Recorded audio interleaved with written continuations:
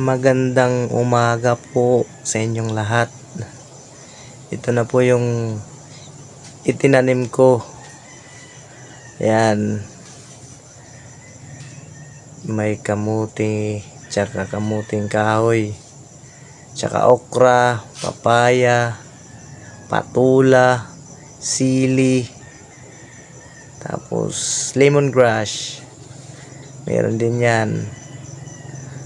Maliit lang to, pero pag dumami to, pag lumago to, yan, may maaani na kahit konti lang. Ayan, tingnan nyo, yun o, sili.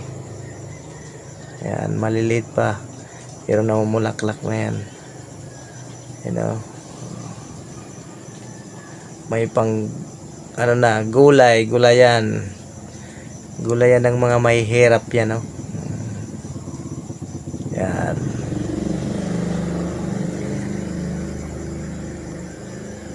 Kamuting kahoy, okra, yan, okra. Medyo ano pa, bata pa, hindi pa namunga yung okra. Yan. Tsaka yung patulaw, wala, packet pa lang yan. Ayan, hindi pa masyadong ano, nanilaw na yung dahon ng sili, pero nagbunga na siya.